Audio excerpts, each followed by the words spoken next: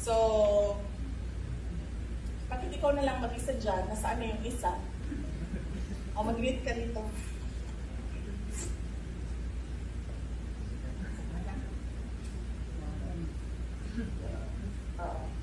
Hello! Merry Christmas po sa inyong lahat. Happy New Year. Hans Carpe po. Ingat lagi.